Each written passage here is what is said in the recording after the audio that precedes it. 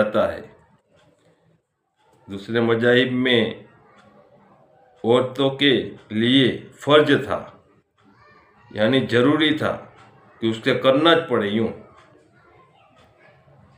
वो जिंदगी भर किस्म किस्म की खिदमत करके,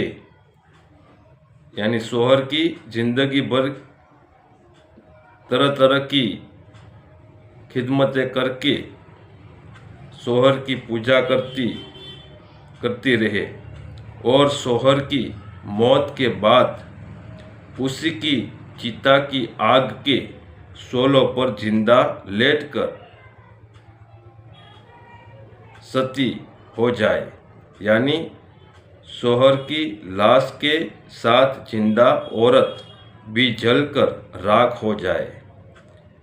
गरज पूरी दुनिया में बेरहम और जालिमाना मर्द औरतों पर ऐसे ऐसे जुल्मों सितम के पहाड़ तोड़ते थे कि इन जुल्मों की दास्तान सुनकर एक दर्दमंद इंसान के सीने में रंजो गम से दिल टुकड़े टुकड़े हो जाते हैं। उन मजलूम और बेकस औरतों की मजबूरी व लाचारी का एक आलम था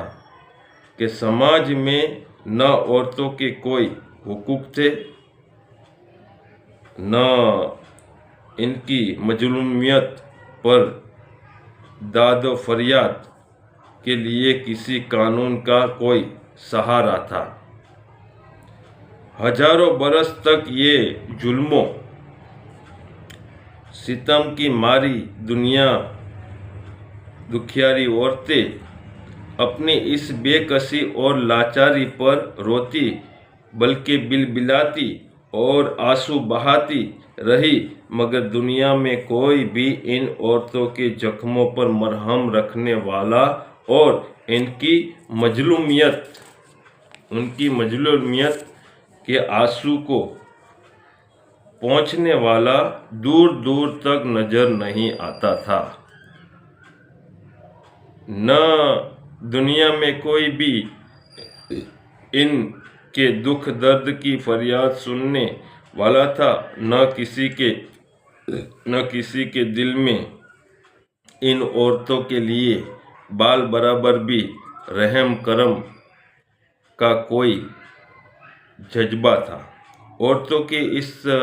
हाले ज़ार पर इंसानियत रंजो गम से बेचैन और बेकरार थी, मगर इसके सिवा कोई चाराए कार नहीं था कि वो रहमत खुदावंदी व इंतज़ार करके रहमो और रहमीन गैब से कोई ऐसा सामान पैदा फरमा दे कि अचानक सारी दुनिया की एक अनोखा इनकलाब नमूदार हो जाए और लाचार औरतों का सारा दुख दूर होकर इन का बेड़ा पार हो जाए। चुनांचे रहमत का आफताब जब तुलू हो गया तो सारी दुनिया की अचानक ये महसूस किया। रहमत का आफताब जब तुलू हो गया तो सारी दुनिया ने अचानक ये महसूस किया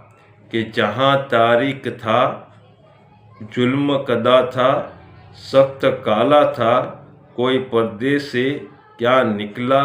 कि घर घर में उजाला था। जहाँ तारीक था, जुल्मत का कदा था, सख्त काला था, कोई पर्दे से क्या निकला कि घर घर में उजाला था। सल्लु अलल हबीब सल्लल्लाहु